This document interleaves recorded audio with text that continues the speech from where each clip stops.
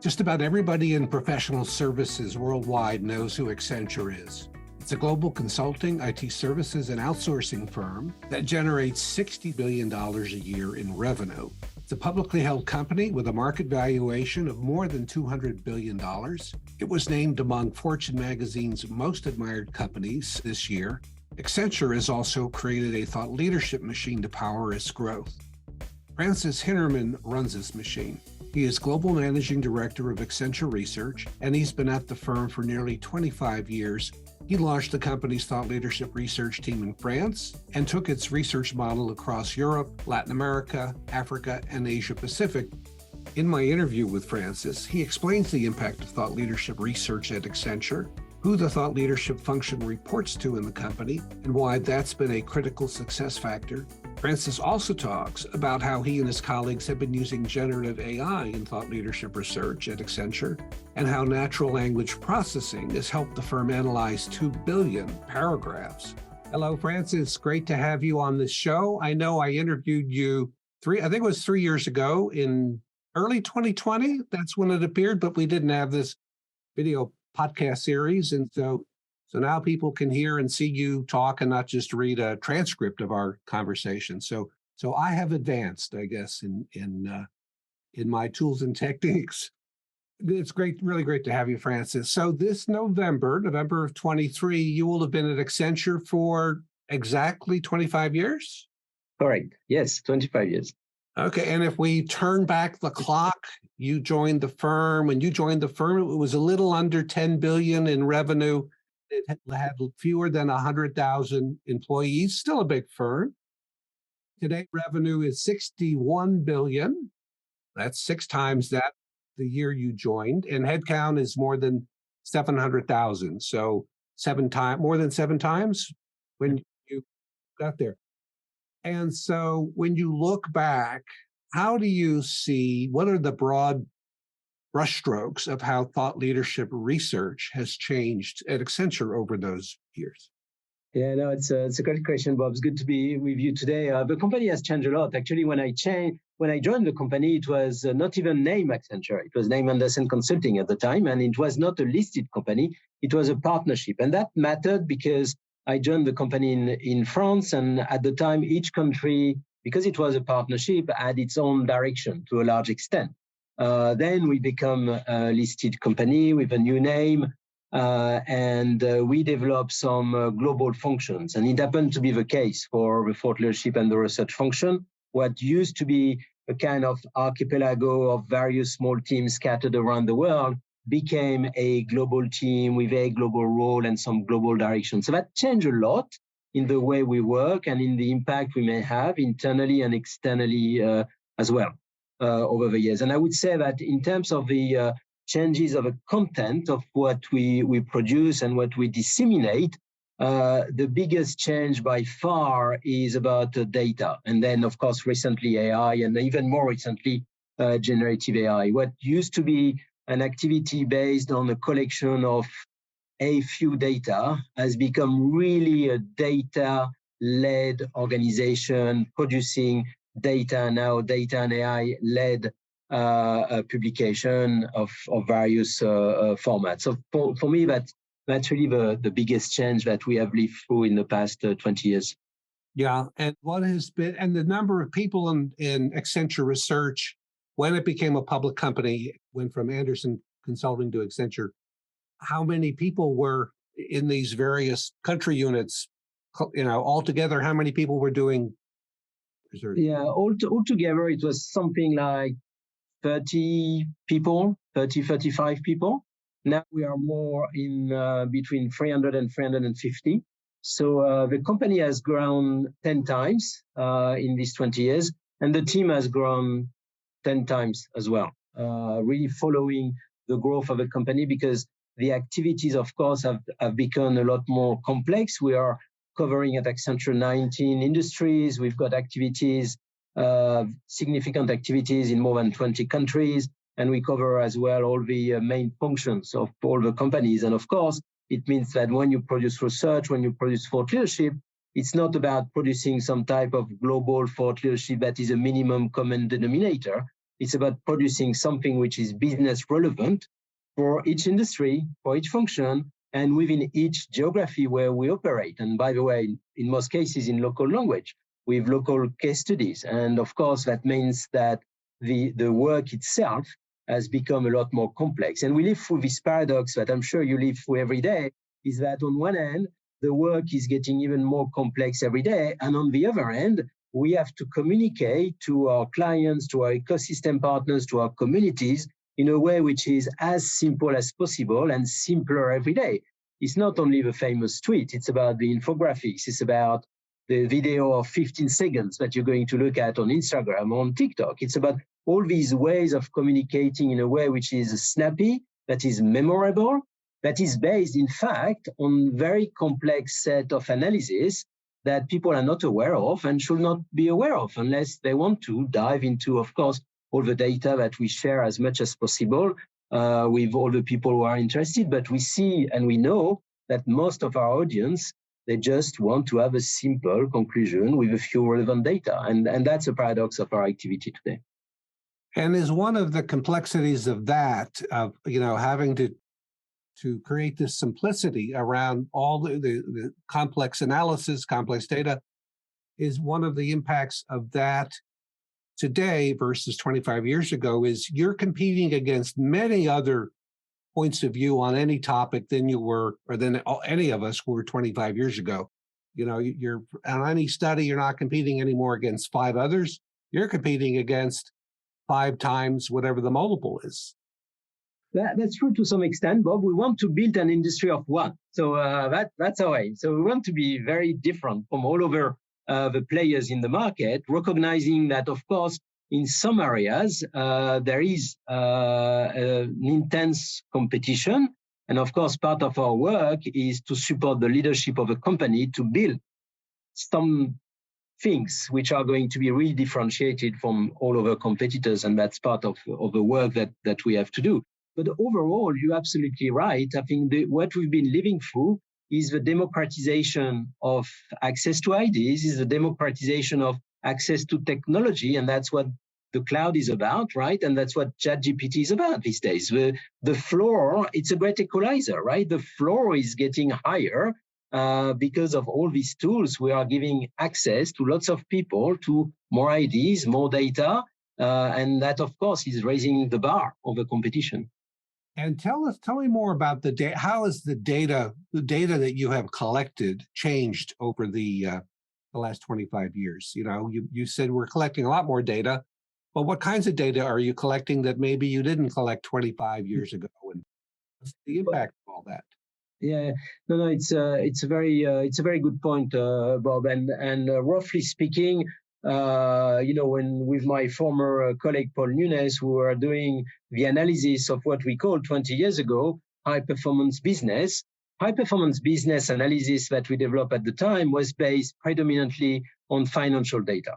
If I fast forward to what we do today, we're developing analysis around what our CEO, Julie Sweet, called 360-degree value. And 360-degree value means that, yes, of course, we analyze financial data, but we as well analyze lots of non-financial data. Think about environment, think about social data, think about governance, of course, and think about the feedback from employees that we were not taking into account so much 20 years ago. Think about the feedback from suppliers, of course, that we're not taking into account so much 20 years ago. So all these type of data are, much bigger as such in terms of data sets and much richer and complex than what we used to collect and analyze 20 years ago. And that's a function of all this data is now available, where it wasn't 25 years ago. A simple example being the transcripts of quarterly investor calls, right, with public companies. They were hard to get 25 years ago, right? They were not recorded or transcribed.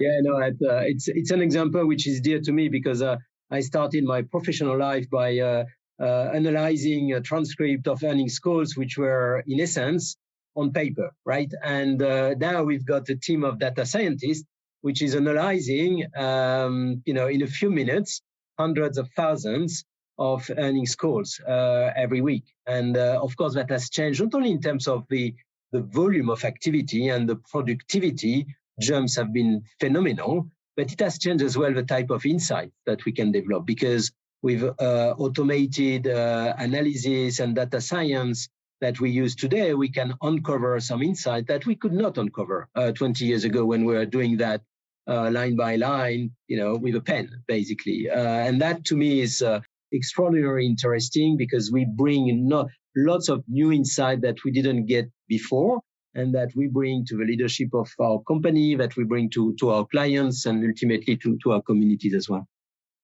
So Francis, so if you possess that data and you have the tools and the people to analyze it quickly, does that mean you can get an advantage over discovering best practices?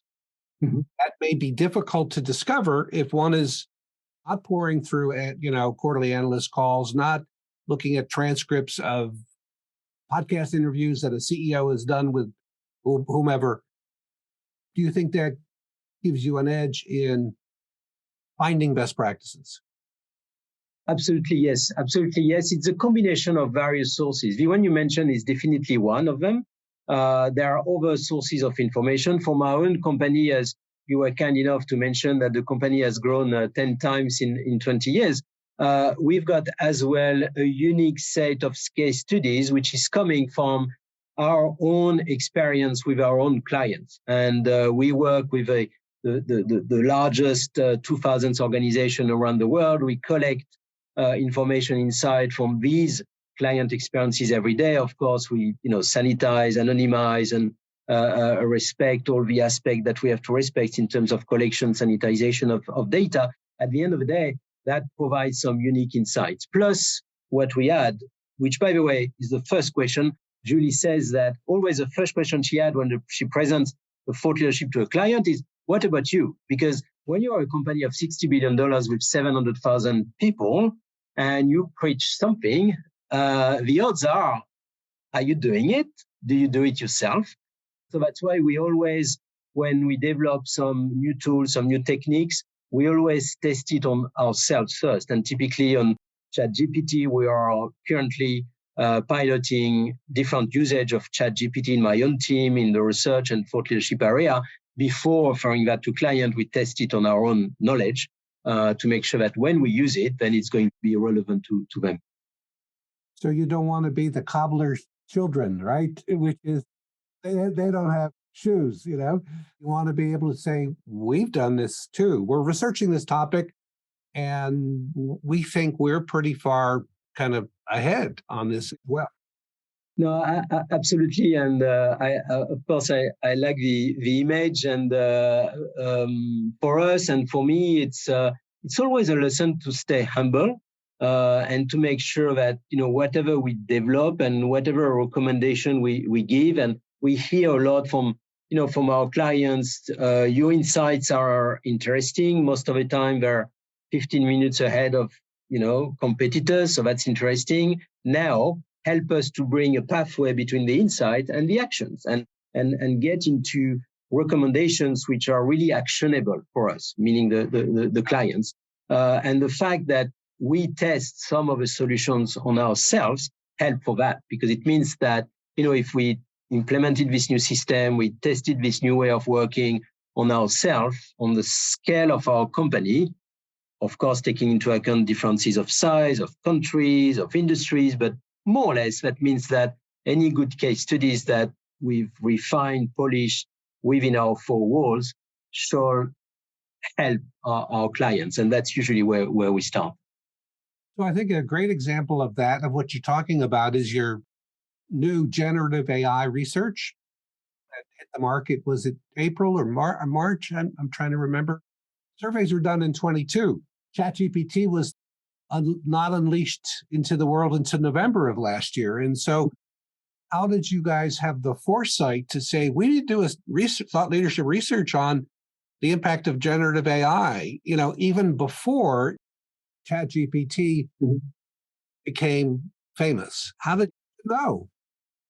Yeah, no, that's a very good point. I think it brings a a point that you and people who are experts in this domain know, is in the sense that the wonderful thing of ChatGPT is that it has triggered a much larger discussion than a discussion on generative AI. It has triggered a discussion about the potential benefit, the risk as well, of implementing AI at scale in organization. And we saw that before.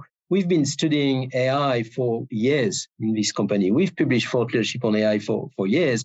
And we've been then updating our analysis, working with some of our clients, some of our partners on these dimension of business processes for years. So in that sense, we had some type of pre-prepared ways of looking at it and establishing diagnoses that help to look at that generative AI being one step to a larger discussion and to a larger use of AI across organization.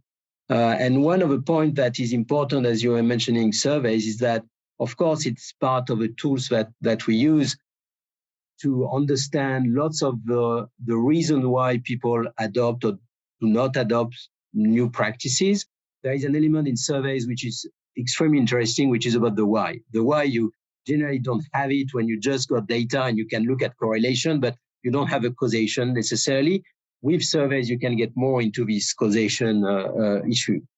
However, what you've got in lots of the data that we can manipulate these days is that you can develop test models. And these models are extremely helpful when you think about generative AI. For instance, you can look very precisely within each job in multiple industries at different tasks and look at every single task which can be impacted or not impacted by generative AI. And from that, you can develop diagnoses about the number of hours that are going to be impacted for each job in each industry. And you look at a way of establishing a potential future, which is a lot more nuanced and, in my view, more useful to clients, rather than to say, you know what, it's going to suppress X thousand jobs, which in our view is not really the point of a discussion.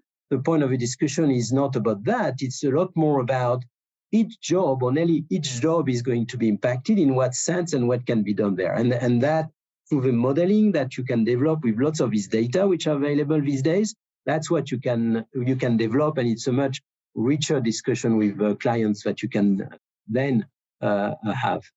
Yeah, I really liked the way you did that research. It wasn't a survey per se where you were surveying companies. It was using Bureau of Labor Statistic data, analyzing the tasks of a job, right? And by industry and so on, and jobs and types of jobs. Yeah. The richness of the data. As a European living in the US, I can say that the richness of the data that you have access to in the US is absolutely phenomenal. And that is enabling us, and of course, lots of other companies, to do this type of granular analysis that then is going to be useful to our clients, CHROs, CFOs, CMOs. They're not going to have necessarily the same issues, but you can message the data in order to make these data analysis meaningful to each type of audience. And I imagine that has generated that study has generated a lot of interest by clients and other companies who may not be clients right now. Yeah, no, absolutely. And we've seen that since, the ChatGPT coming to the world late November, absolutely. And as we run as well some surveys on a regular basis of C-level executives, what we can see is that the world is becoming even more complex, even more uncertain.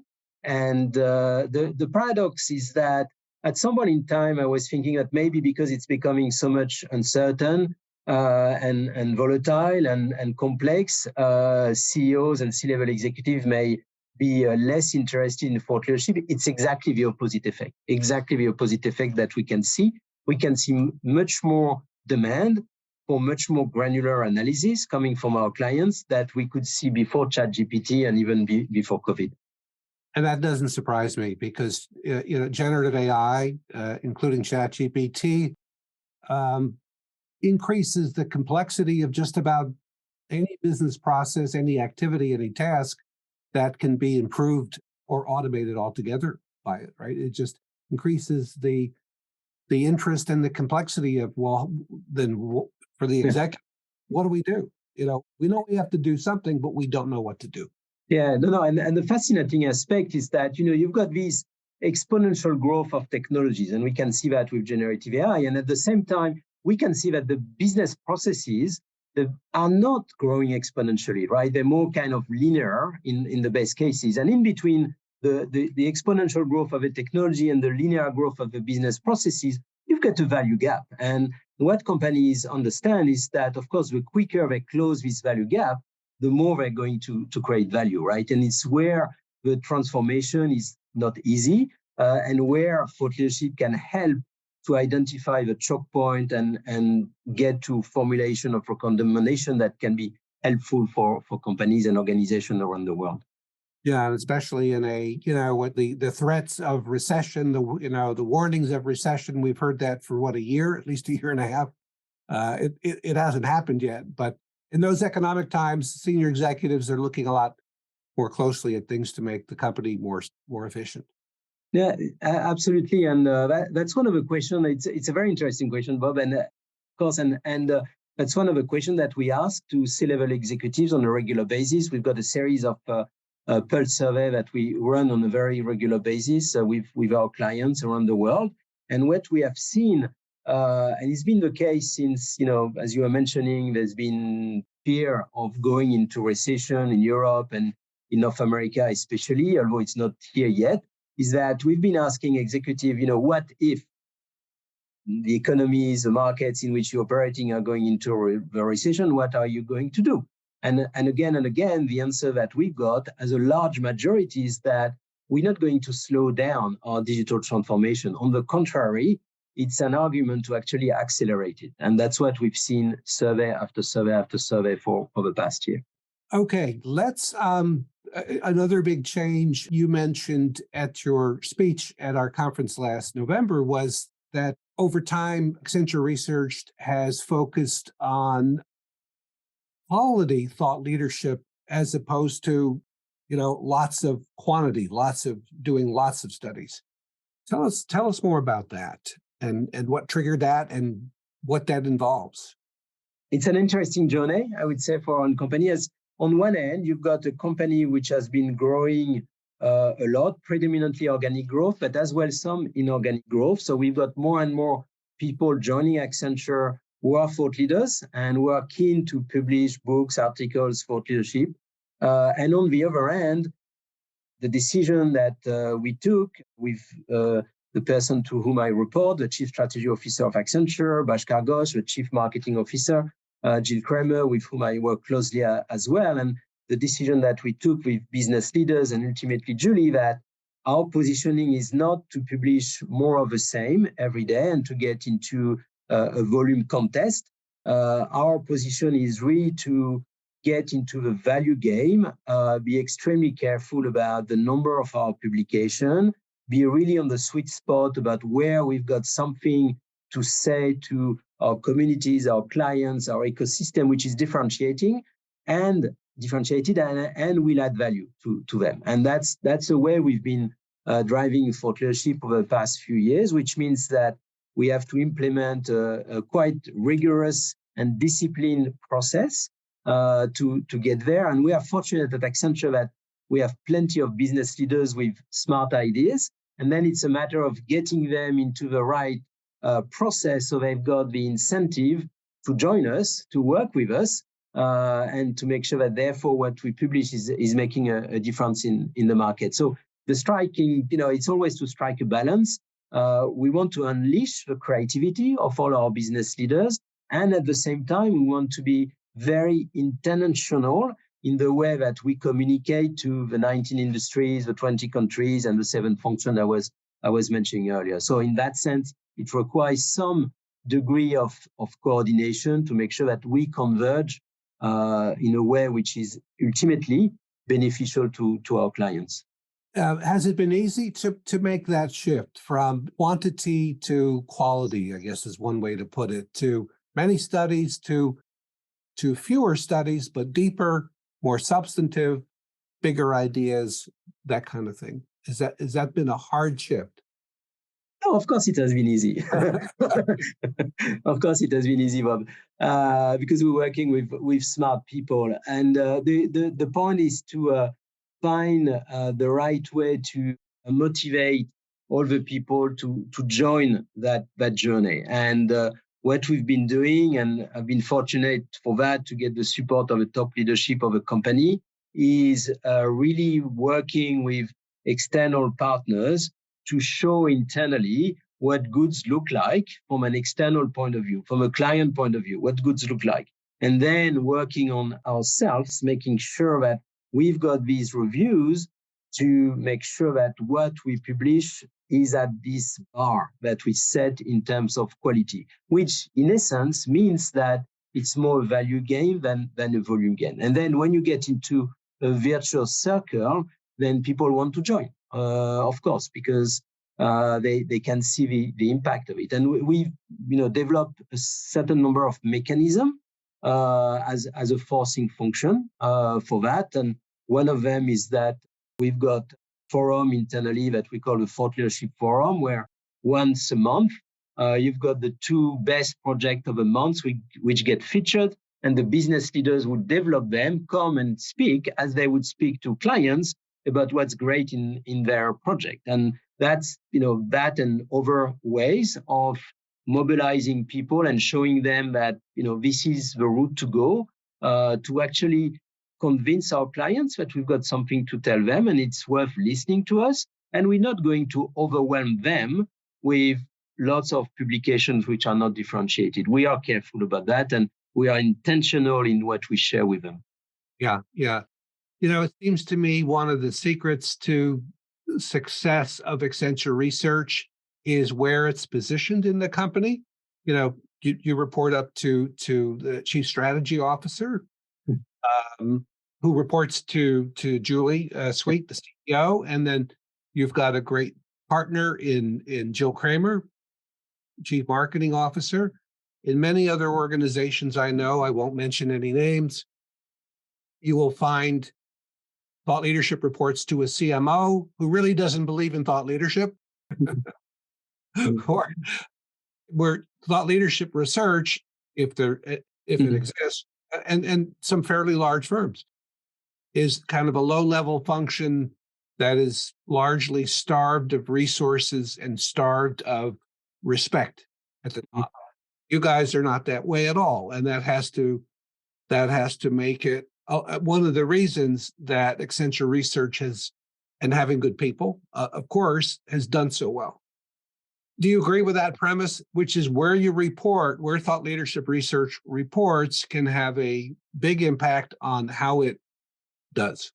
Now, I totally agree with that hypothesis. I think the fact that we report to a CSO means that we are aligned with the business priorities, and therefore we are part of some business leadership meetings, so we know what is coming from clients, what clients crave. We are aware of the main priorities of the company itself as well, and we can design our thought leadership research program accordingly. And that's one important point. This is something I talked about in my book, Competing on Thought Leadership. Chapter 11 was entitled Accelerating the Momentum of Thought Leadership. I laid out 3 boosters and 3 busters of such momentum. One of the momentum busters is when thought leadership research and development reports to marketing. Who the thought leadership research function reports to can make or break thought leadership content in a company. In companies that generate groundbreaking ideas, I've typically seen thought leadership research report either directly to the CEO or to someone who reports to the CEO, but not through marketing. Thought leadership's role is to create great content that serves 2 purposes. The first purpose is for content that helps a firm create demand for its expertise. That's powerful research reports, op-ed articles, conference presentations. books, white papers, and so on. But a thought leadership research function also serves a second purpose as well. That's helping a firm create a differentiated set of services that it delivers to the marketplace. This is what I call the supply side of thought leadership. If thought leadership research reports to the chief marketing officer, the people in that firm who deliver its services, the consultants in a consulting firm, the lawyers in a law firm, and so on, they will not view that research as a source of service innovation. They're more likely to look at it as marketing content to publish. The second important point is that, as you were mentioning, CMOs, we're lucky enough to have actually a CMO who loves thought leadership and understand the value of thought leadership in the marketing journey, and especially at the beginning of the marketing journey, when it's about connecting with C-level executives, opening a meaningful business discussion. So it's really a collective game, and that's something that, again, we are very intentional about the way that we develop this collaboration across the different entities with, of course, the business leaders from consulting, from technology, from Song, which is our digital marketing activity, and from technology and operations. So that's the second point. Is really the collective game is important there. And the last point is that we have. There is always a creative tension between centralization and decentralization. Decentralization is obviously very good to unleash creativity. We have put some locks which are more centralized in the overall process in order to ensure that there is a certain level of coherence in our messages. And of course, it takes some time to convince colleagues why this centralization at some points in the value chain is needed.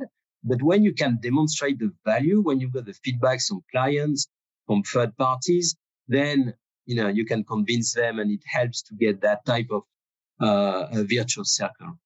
Yeah. Okay. We touched on generative AI, ChatGPT, included in generative AI. Tell me, to the extent that you can, how you guys are using generative AI in thought leadership research, whether to collect data, analyze data, write. What do you find useful or not? Yeah, well, first of all, I love the blog you published on that some month ago, because I think you nailed it.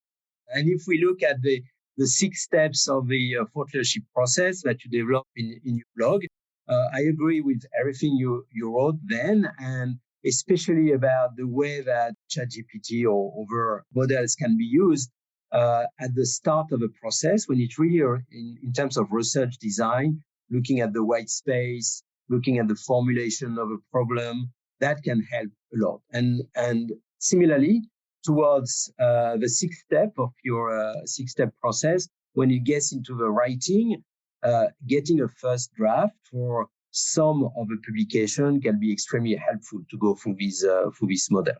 So I would say that you've got that at both ends. Then the big question is in the middle, and that's the only nuance I was adding to your analysis. The middle being the data analysis, where we believe we can actually do a lot with this model in terms of data analysis. Of course, that raises the question about what do you put in the public domain, why you don't put in the public domain the intellectual property, and so on and so forth. But broadly speaking, these models can be used a lot for data analysis. And that's where I think it's going to make a difference as well. The first part, the research design, as I was mentioning earlier, I think it's ChatGPT and other models are a great equalizer. It's going to help all the people in the world who wants to develop thought leadership to get to the baseline. So the floor is going to rise, and it's going to be higher. And everybody will be able to get to that floor. The same thing on the writing. Now, it's not because you've got a model to do a good draft that necessarily you've got the model to become, the best writer of the year, right? So I think it's that what we have to keep in mind as well. But again, as a way to raise the bar and get to new level for the floor, I think it's going to be extremely helpful, and we can see that internally. Now, the big question for us I was mentioning this data analysis in the middle, which in my view is the next step. Plus the fact that when we speak about generative AI and ChatGPT, we speak about the great equalizer in terms of the floor. But the question is, that's productivity. The question is the sailing, creativity. And that's where, in my view, you're going to see the difference. And that's where we want to compete, is that we want to raise the sailing using this type of model. So that's what we work on. And we hope to show you some of the results very soon, Bob, on that. That's fascinating. So let me ask this question, Francis. Do you think within 3 years, people in thought leadership research will be using ChatGPT or another version of generative AI to create thought leadership frameworks? The equivalent of the Michael Porter 5 Forces or value chain, or the Michael Hammer, Jim Champy business system diamond for re-engineering. Do you think we'll be able to use this to create frameworks, which typically has been the province of smart consultants and smart professors? No, it's a very good question. I don't think we can answer that right now, and it's getting as well from the area of thought leadership to more the area of consulting itself, where my colleagues in consulting, should you be interested to invite them, could answer better, more precisely than I can. What I can tell you, though, is that in the thought leadership research space, I strongly believe that every single thought leadership team will have a data science core. And the teams which will not have the data science core in 3 years will be out-competed by those who will have it. That I'm convinced of. That's why we started building our data science core some years back. We are accelerating now, of course, and growing it, because we believe that's a competitive advantage eventually. Yeah, great stuff. Okay, you talked about this 3 years ago in our conversation about the very strong working relationship with marketing at the time. And I think Jill had just become, or was about to become, Chief Marketing Officer. Tell us about how important that is for thought leadership research to have a very strong working relationship with marketing, and how one establishes such a relationship. Yeah. No, it's absolutely crucial. We really believe in the two teams working together at Accenture, and Jill was in charge of brand when you interviewed her 3 years ago, and then she became the CEO a short time afterwards. Indeed, and we always believe in that type of deep collaboration, and typically it has an impact on both the content and the channels. And of course, the channels are critical. The way that you can reach your audience and the way you can convince your audience. And that's with Jill that we've developed an app that is now available on iOS and on Google Android, where we publish lots of our thought leadership. And of course, when you publish on an app, yes, it's good to have a PDF style report. People who are interested to get there, they get there. But you can do a lot more. You can do videos, and Jill herself has been doing foresight videos, 15 minutes on a topic. We can get a lot more data visualization, of course. We can get a lot more open data to give access to the data we have to whoever is interested to look at the app. We can get podcasts, and we've been developing a series of podcasts as well, and so on and so forth. And the choice of these different channels, whether it's a video, a blog, a podcast, or a long form publication, and or open data, that's really something that we discuss together between the two teams, marketing and research, and eventually getting the right combination for the audience that we think we should target for a specific publication. There is no one size fits all. We do not believe in that. And so it's very important to get the right mix every time. And the good thing with an app, as we have it now, is that you can get the feedback nearly instantaneously, in the sense that people open it or do not open it, they stay on the video, they do not stay on the video. I mean, and that is extremely helpful to us. The app is fantastic. So I applaud everyone who was involved with that app. And it must have been in the works for many months. right? Some months, yes. Yeah. again, because it's the same point I was mentioning earlier. Is that given the size of a company, we had the possibility and we had the mandate and the obligation to test it on ourselves first, and that's what we've been doing behind closed door for certain number of months, so that when we open it to everybody, we knew it was already good enough, and we could continue to improve it as we are going. But it was already at a certain level of quality before we released it. And so what kind of things are you learning from the data that the app is giving you, on things that are viewed heavily or not so heavily, and et cetera? What kind of data do you now have, and how are you using that? Yeah. No, it's in the to a large extent, it's in the making. We are in the early stages of the deployment of the app. It's available everywhere in the world, but we learn more every day. We can see in the number of people who get connected to it, it's rising, still rising. So in that sense, we are very optimistic about the future.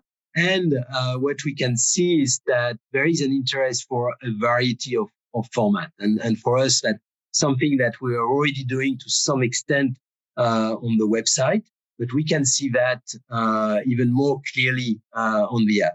As I was mentioning earlier, the short format, whether it's a video, a podcast, a data visualization, this type of blog, this type of short format is attractive to the audience, which is not to some extent a surprise, because that's how we behave in our everyday life, right? But we can see that now in the business world in which we operate, and in the business research in which we operate. Great stuff. Great app. Okay. You'd also said last November that you work, Accenture Research works with a bunch of professors on research, and that these things can take longer. Research can take longer.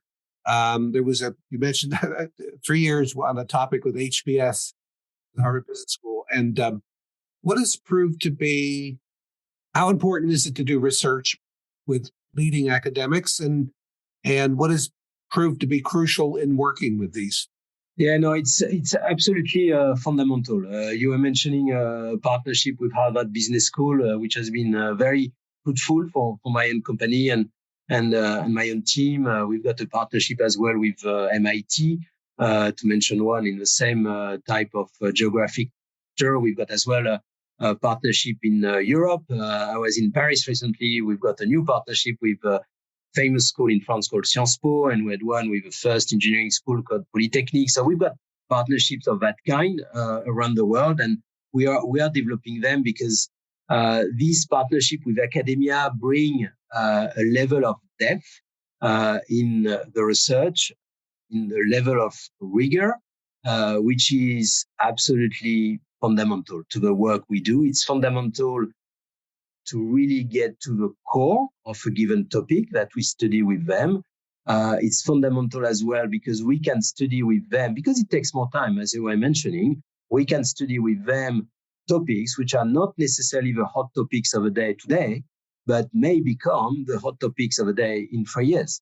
And as a research team, we want to anticipate that so we can have the right topic at the right time with the right type of outcome when it will come. And so for that reason, these partnerships are absolutely fundamental.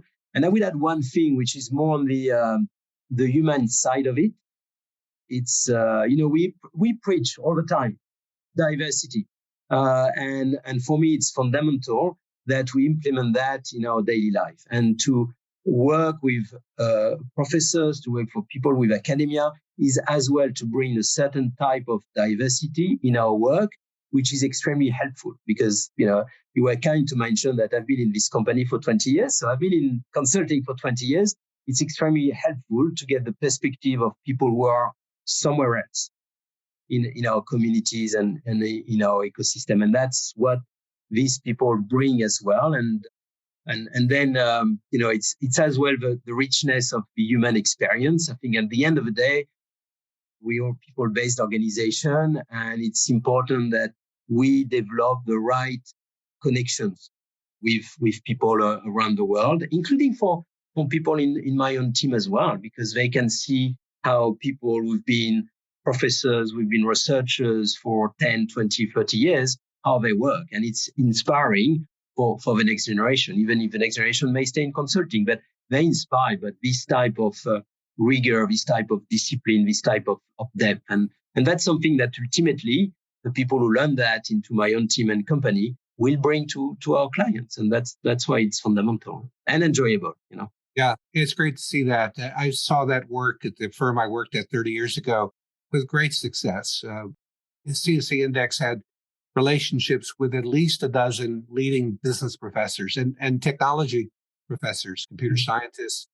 And not all of the relationships turned into big new ideas in business and new consulting services, but a number of them did. And it also helped prevent that consulting firm at the time becoming very insular in its thinking it knew everything about anything. Well, you're working with a leading professor at MIT or Harvard or Stanford, or you get humble very quickly. You learn how much they know about a topic you've just begun to research. Yeah, no, absolutely. And we were speaking earlier about the way we look at what Julie calls 360-degree value. So not only the financial performance, but the other type of performance on environmental and social. And what they bring as well is this type of focus on the common good that if we are not careful, we can forget in our daily life. And having this type of strong connection help us as well to bring the common good in the way that we think about the future. Yeah, by the way, it was also a good way 30 years ago for that consulting firm to introduce itself to students. Professors would bring forward, introduce us to students and begin to have an impact at whatever the business school is that we were interviewing at. It built deeper relationships with students who were going to MBAs and others who were going to graduate that we wouldn't have had we not had a partnership with a research partnership with a professor. Yeah, no, absolutely. Because one of the output can be, to write a paper together, but one of the output can be as well to coach students and help them to grow their own skills. So it goes both ways. And that's why it's balanced and it's mutually beneficial. And indeed, what you mentioned, which you were living through 30 years ago, is the way we experience it today as well. Yeah. What questions should I have asked you that I didn't on how to run thought leadership research and or anything else about thought leadership research? I mean, I'm interested always interested in how firms handle the supply side, what I call the supply side of thought leadership, where they take the big ideas, the biggest ideas born in thought leadership research, and they scale those up into consulting services that beyond the authors of the book or the HBR article. What are your feelings about that and how to get, that part of the equation right? No, I think that's still very important, Bob. And to the thing which has changed somehow is the speed. Now you can test and fail and test and succeed a lot faster than you could 20 or 30 years ago when you had a good idea, you would test it for an article in a business journal, and depending on the success of the article, you can develop more into a book and then share this book with clients and develop an offering alongside it. Now things go a lot faster, so to some extent they can overlap. But in terms of what you call the supply side, the fundamentals are still the same. And one thing to me that I communicate, again and again to students, to colleagues, and to people that we recruit is that it's not because you think you've got access to everything and anything through the web, through generative AI, through various tools that you can find online, that you are going to develop some original ideas that you can get supported with new facts and data. And that there's still this process of this intellectual rigor of developing, testing hypotheses that, in my view, is a work which is worth it, and it's not a commodity. And that requires some. Of course, you use all the new tools that you can use to get faster, cheaper, and more productive overall.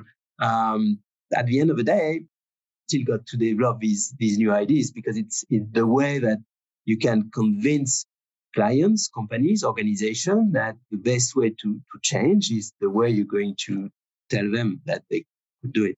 To me, that's kind of the uncharted territory for most consulting and IT services firms, or most professional services firms, period, this decade, is ramping up the supply side of thought leadership, supply of high quality, consistently reliable services that emanate from the thought leadership research that's done in a company and scaled up so that, hundreds of people can deliver these services at high quality, not just two authors of the book. That's where a lot of investment, I believe, should go and needs to go, so that to capitalize on thought leadership. No, that's a very good point, and that's probably because the return on investment is not easy to measure, in the sense that it's not because you develop a great thought leadership that you're going to have additional millions of dollars of sales automatically in the next 3 months, right? The process is a lot more complex than that, and that means that you have to put in place all the building blocks to lead to that, and that's precision mechanism where you've got to be careful to have all the building blocks to make it a success, and that's somewhat complex, and that's maybe why some may be deterred by this complexity. My point is that it's worth it ultimately. So I hope we'll convince more companies to invest in thought leadership and research, because it's worth it. Yeah, absolutely. Okay, Francis, any questions I should have asked but didn't? What are your parting thoughts on thought leadership, and where this profession is headed over the rest of this decade? What do you foresee? In my view, it's going to go bigger. I think it's in sync with some of the data that published yourself last November, Bob, and that it's growing and it's going to get bigger. So there are plenty of professional opportunities in that domain. Of course, it requires the rigor and the discipline that we've been talking about today to be successful. But there are many challenges in front of us. We, as you asked me a question we did not speak about, but we could speak about at some point, climate change. For me, that's the biggest topic. It's climate change, and the way that we can address it with changes of business processes, with technologies, making sure that the benefits of technologies are higher than actually the challenges that technologies are rising. That to me is a big topic for the next decade. Absolutely. Not only we all know it's in front of us, but we all know that the gap between where we are and where we should be as the world is immense, and so we need a lot more people there. And of course, that even getting even more complex as we've got these geopolitical tensions, which means that in terms of thought leadership research, we've got more and more as well to be extremely careful on the way we develop topics, which may be addressed in different ways in different parts of the world, which again is not a reason why we should not do it, but it's a reason to be even more careful, because in our world, the world is not flat. So we've got to be careful about the way that we develop these ideas to be relevant in all the countries where we operate. So if you take into account these type of topics, you can see that there is a lot to do in front of us to influence changes and in different organizations. Well, Francis, I'm going to let you go. This has been a really great conversation, and keep up the wonderful things you and your team, your people are doing. No, thank you, Bob. And as you say, we don't know what it is, and some of the dimension that will matter, of course, is what is going to be defined in terms of regulation, in terms of public policies as well. There are some decisions to take there, and hopefully well-informed thought leadership can help as well to develop some impactful public policies in that space. So we've got a pretty full agenda in front of us. Accenture has been at the leading edge of consulting and IT services since it renamed itself in 2001 when it retired the Andersen Consulting brand. The company's ability to bring scale and services, to develop new and innovative services quickly, to train and develop thousands of people capably, and to have a recognition of what it takes to invest properly in thought leadership research, as well as, of course, invest properly in creating a well-recognized brand, to invest in marketing, have long been exemplary. I am looking forward to Accenture showing the way for all of us over the rest of this decade in thought leadership research and in collecting enormous amounts of data and using AI to help analyze that data.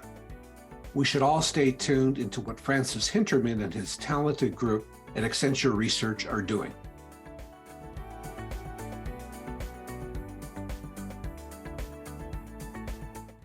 Everything Thought Leadership is a video and podcast series from Buday TLP. It's for thought leaders and thought leadership professionals, the people who help experts get recognized as thought leaders. If you enjoyed this episode, we'd love it if you left a like and if you shared the episode with your colleagues. You can find out more about Buday Thought Leadership Partners at budaytlp.com.